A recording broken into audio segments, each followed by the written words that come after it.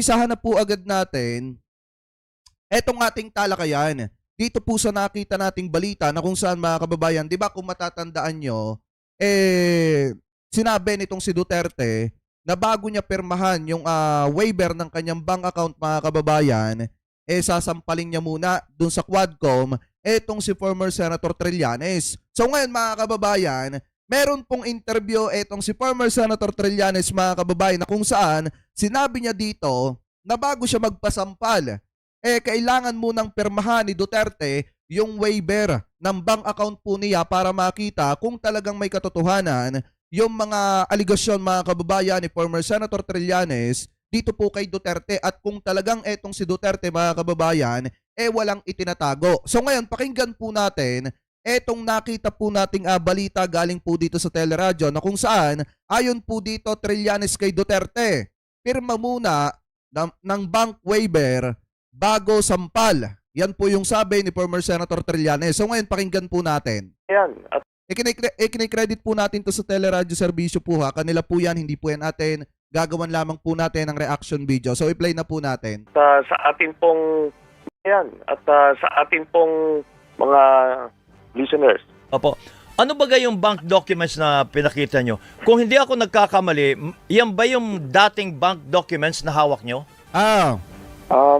Ito pong pinakita ko po, ito po yung dokumento na kung saan nakasulat po yung iba't ibang bangko, account numbers at kung mga mga nagdeposito or nag-withdraw Opo. ng doon po sa mga accounts po nila Duterte at ni Sara, ni Vice President Sara. Opo. So joint account po Kasi mga kababayan, sa totoo lang na ando doon talaga yung pangalan nitong si Sara Duterte na kung saan may pumasok nga na pera mga kababayan na nasa 14.7 million something mga kababayan, and then kay Duterte nasa 15 million something. Basta kung susumahin ang nilalaman ng pera mga kababayan, billion din yung halaga. Ano po, so ngayon ipagpatuloy pa natin. kasi sila Ngayon, Mag-ama, Opo. joint account.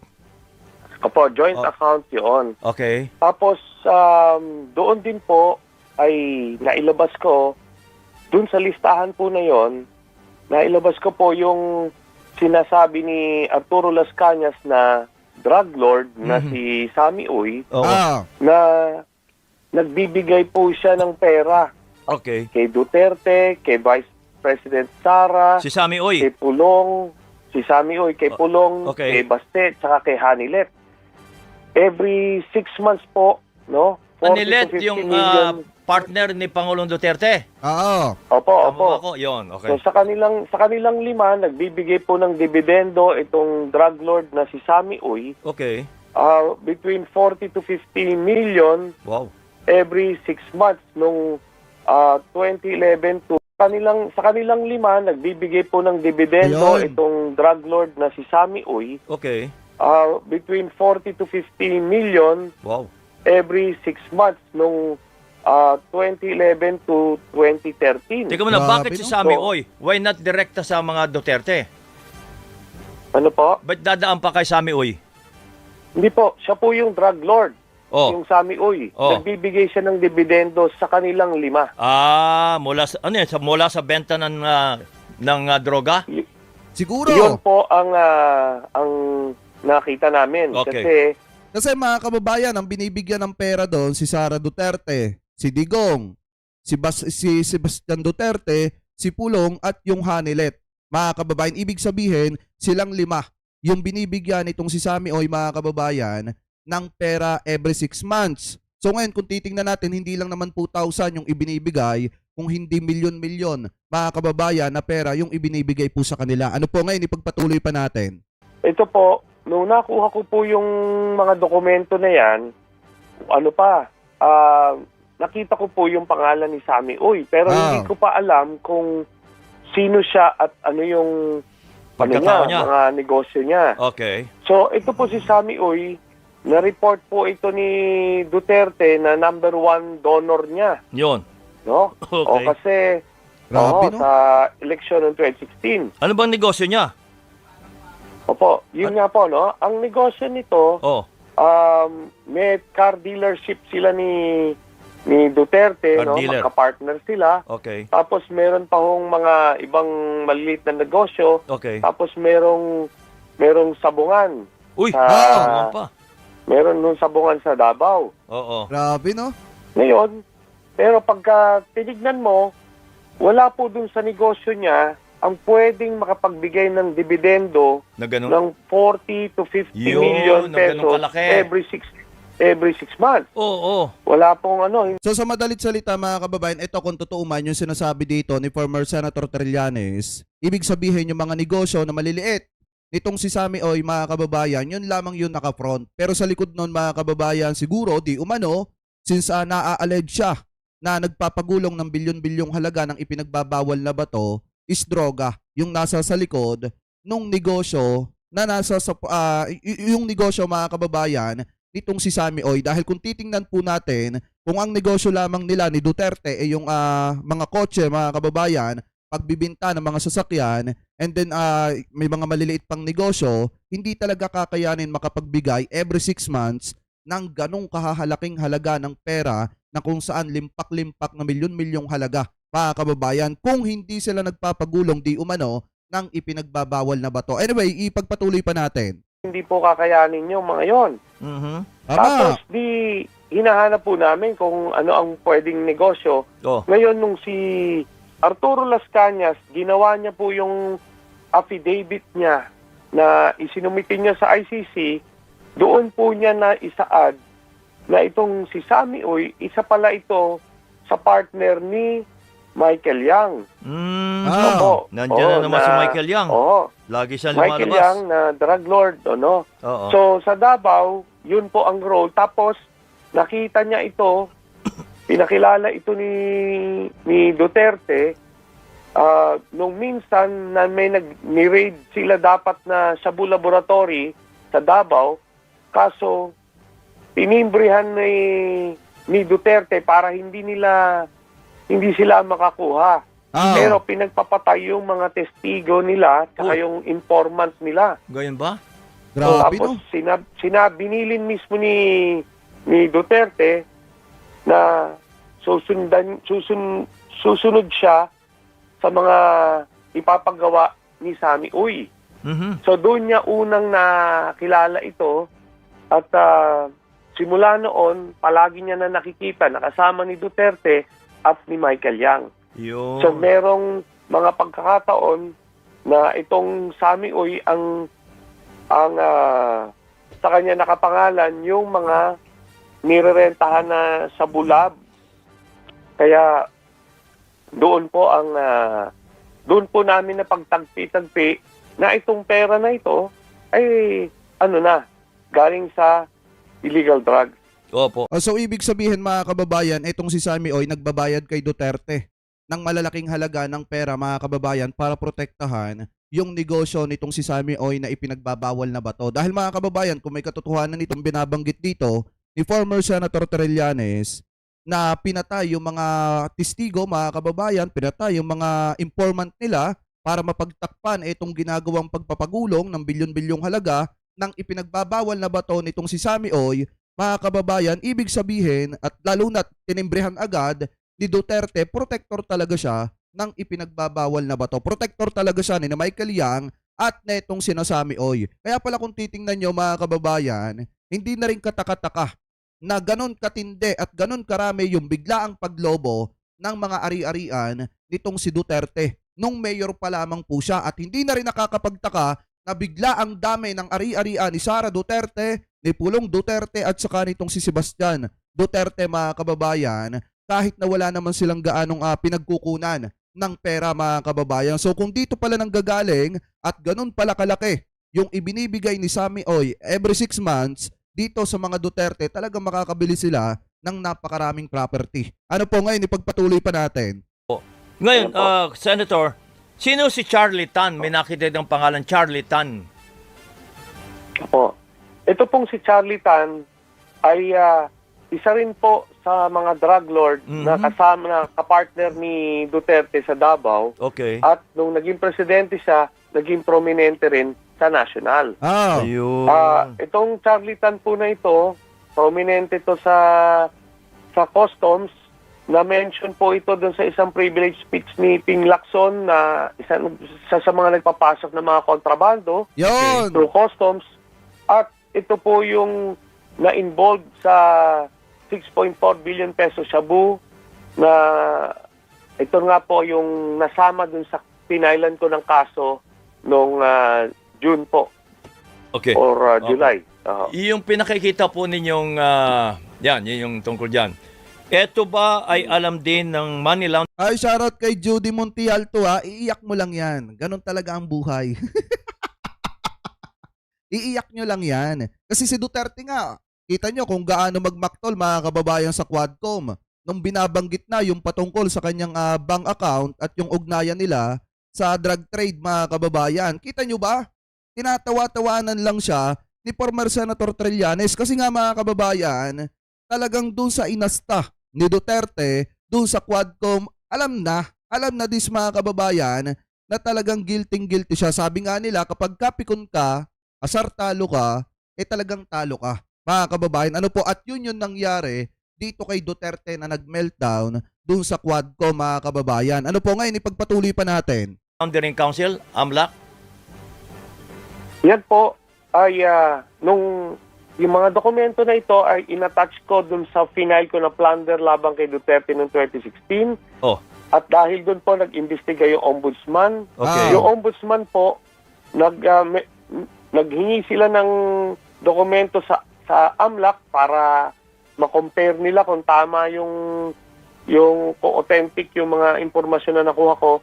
At yun nga, no, nagsabi itong si Overall Deputy Ombudsman Arturo Carandang na ano siya, parehas siya nung dokumento na nakita na binigay ko.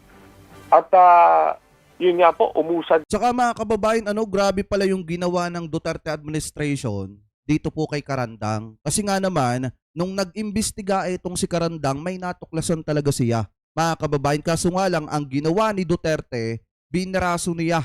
Mga kababayan, nung panahon na siya pa ang presidente, binraso niya itong si Carandang. Para mga kababayan? Para hindi lumabas yung katotohanan na talagang di umano may bilyon-bilyon na halaga na pumapasok na pera sa bank account nitong si Duterte at saka ni Sara. Ano po ngayon, ipagpatuloy pa natin. Yung investigasyon labang kay Duterte. Okay. Nung nalaman po ni Duterte na umuusad yung investigasyon laban sa kanya, Yan. tinanggal niya po sa pwesto. Sino? Itong si Overall Deputy Carandang. Ombudsman. Oh. Opo, Carandang na nag-iimbestiga sa kanya. Oh. Kaya dahil doon, hindi na po umusad Ayun, nahinto. yung Dahil nawala si investigasyon. Carandang. Oo. Oo. Ay, Opo. nasa na ngayon si Carandang? Wala na sa ombudsman. Wala na po. Tinanggal po ni Duterte yung investigador sa kaso sa kanya. Ito na nga, si Carandang. Ay, so, Opo. with that, ay nahinto ang investigasyon up to now. Opo, up to now. Oh. Kaya nga po, ganito, no? Ang kuha ko po, kabayan, is ang ginawa ni Duterte, yung sa war on drugs, pinakita lang niya sa publiko na kunyari, totoong galit siya sa illegal na droga, pero itong ginamit niya, yung kapulisan, yung pinapatay, yung mga nasa listahan na mga addict, no? Pero yung drug lords na kasindikato niya, prinoteksyonan niya. Tama. Pinatay po nila. Kasi hindi naman nakita natin mga kababayan na tinamaan si Michael Yang nung panahon na yon. Si Michael Yang, si Alan Lim at saka itong si Sammy Oy. Mga kababayan, kita nyo ba kung nasasan sila ngayon? Si Michael Yang nagtatago na. Etong si Alan Lim, mga kababayan, hindi na rin alam kung nasa saan. And then etong si Sammy Oy, mga kababayan, hindi na rin alam kung nasa saan. So ngayon, kung titingnan po natin, kung talagang pantay-pantay yung war on drugs ng dating administrasyon, dapat mga kababayan tinamaan din yang sina Michael Yang. Kasi sila yung hinihinala at tinitingnan na ulo ng pagpapakalat ng ipinagbabawal na bato nung panahon ng Duterte administration. Pero anong ginawa nila? Ang pinunterian nila yung mga kababayan po nating maliliit at nadamay pa yung mga inosenteng biktima. Mga kababayan, ano po? So ngayon, ipagpatuloy pa natin. Muna yung mga drug pusher o drug distributor o yung mga may-ari sa mga Shabu Laboratory. Kasi Shabu Laboratory po, yan po yung kompetensya nila local. So nung binasag po na nila yung mga Shabu Laboratory, in-import na po nila ng tonelada.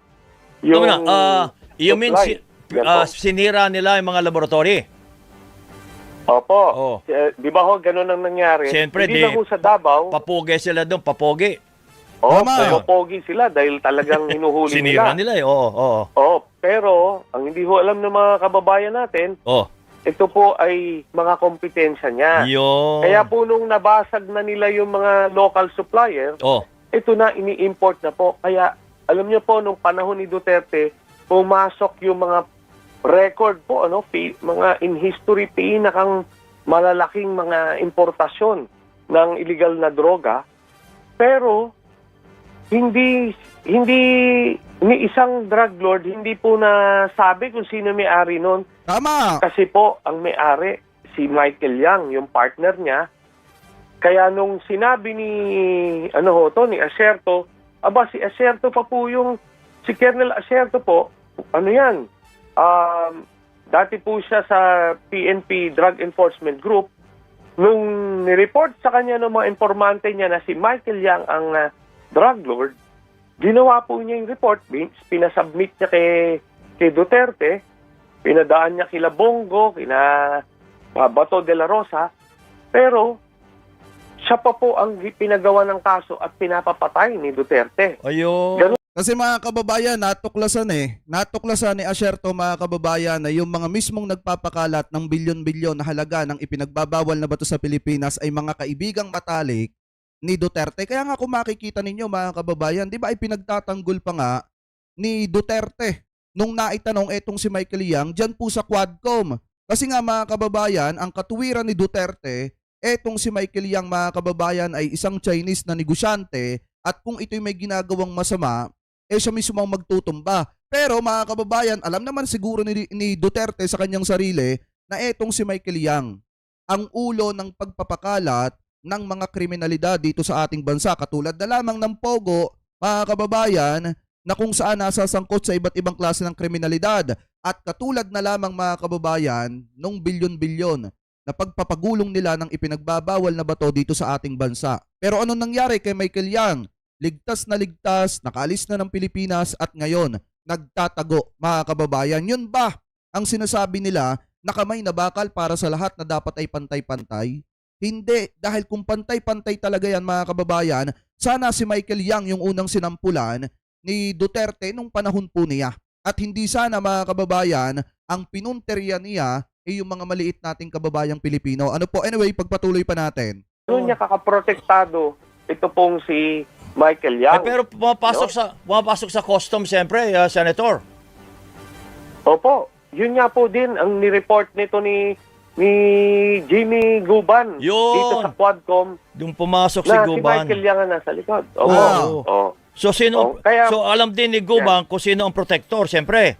Custom siya. Opo. Ayun. Ni-report po niya, sanabi niya na ngayon na si Pulong Duterte at si Mans Carpio ang nagpalusot nung nasa magnetic lifters na Shabu na 11 billion doon po sa customs. Kaya yan po lumabas. Doon po sa 6.4 billion pesos Shabu, ni-report po ni Mark Taguba, yung broker, na itong sila Mans Carpio tsaka Pulong Duterte ang protektor nung pagpapuslit nung 6.4 billion pesos Shabu. Tapos, pero siya lang po yung kinasuhan, inarbor siyempre itong si Pulong tsaka si Mans Carpio tsaka si Charlie Tan. So sila po yung mga protector po nun. Ayun. Di ba pinag-usapan na rin ito sa Blue Ribbon Committee ng Senado? Opo. Anong nangyari doon? Unang nasiwalat po yan doon sa Blue Ribbon Committee back in 2017. Ang problema po noon, mga kaalyado po ni Duterte yung nandoon. Sa Senado? Kaya, sa Senado, kaya napagtakpan po yung yung katotohanan. Tama. Kaya nga po ang nagkaroon tayo na tong pagkakataon ngayon dito sa Quadcom, lumabas po lahat na talagang peke po yung drug war. Ito po ay pampapogi lang niya para hindi siya paghinalaan si Duterte na meron siyang sarili niyang mga drug lord na pinoproteksyonan, na ang pinapatay po nila yung mga kakompetensya lang nito nila Michael Yang, nila Charlie Tan, Sami Uy. Tapos Kasi siguro mga kababayan, kung iisipin natin, kung pinoprotektahan ni Duterte, di umano, yung mga drug lord nung panahon ng kanyang termino, mga kababayan, ibig sabihin, kada may sasabihin or hihilingin etong sina Alan Lim, sina Sami Oy at saka itong sina Michael Yang, mga kababayan, kay Duterte, na let's say, pag sinabi nung tatlo na drug lord na itumba yung kakompetensya nila, na ipagpalagay natin ay Pilipino na nagpapakalat din ng ipinagbabawal na bato dahil nga nakakasagabal na sa kanilang negosyo, automatic mga kababayan siguro napapasama yon doon sa kanilang narcolis. Kaya nga kung tutusin, kapag ka tinatanong kay Duterte yung about sa narcolis or yung drug list nila, kung paano nagawa, kung paano nabuo mga kababayan, hindi niya gaanong maipaliwanag. Kasi kung titingnan natin, kung susumahin natin mga kababayan, baka ganun nga yun nangyayari, na kung saan ang isa rin na nagdidikta kay Duterte para mapalagay yung isang Pinoy, mga kababayan, na na-allege sa ipinagbabawal na bato sa narcolis ni Duterte ay baka itong tatlong drug lord na ito. Ano po, pagka naudyukan si Duterte na itumba si ganito kasi nakakasagabal na sa kanilang negosyo, asahan nyo na, mga kababayan, na yun yung pupunteryahin. Kaya nga mga kababayan, sa haba ng panahon ni Duterte, hindi nyo ba napapansin na yung mga itinutumba lang yung mga drug lord na Pilipino, yung mga drug lord na Chinese na mismong nagpapakalat ng ipinagbabawal na bato dito sa ating bansa, lalo na yung mga kaibigan ni Duterte nananatiling ligtas at pinoprotektahan pa mga kababayan at ipinagtatanggol publicly nitong si Duterte. Kaya nga mga kababayan, hindi na rin katakataka kung paghihinalaan itong si Duterte na nagpuprotekta ng mga drug lord na Chinese. Ano po ngayon, ipagpatuloy pa natin? yung mga mayor po na mga pinatay, yan po yung mga distributor na hindi kasama sa grupo nila. Ayun. So, Yun involved po. din talaga sa droga, kaya lang, kalaban nila. Opo. Ayun. Kaya po itong drug list na pinapatupad kay Leonardo sa PNP, may mga legitimate po dito na talagang sangkot sa illegal na droga, pero sinisingitan po nila ng mga kalaban nila sa politika, mga kalaban nila sa negosyo, at dito sa illegal drug trade, mga kakompetensya nila. Ganun po ang nangyari sa war on drugs, hindi lang sa Davao, kundi sa buong Pilipinas. Okay. Yan po Si yun. Leonardo, anong naging papel? Si Leonardo po, ni-recruit lang po ito ni Duterte para isakatuparan yung drug list. Pero sila, parang parang sina Las Cañas, nung sa Davao, sila mga pulis, binibigyan sila ng mga listahan ng papatayin. Hindi naman po sila yung nag-iimbestiga kung sino talaga yung involved o hindi. Basta't sa kanila, tiwala sila kay Duterte na pag binigyan po sila ng listahan, ito mga kailangan patayin.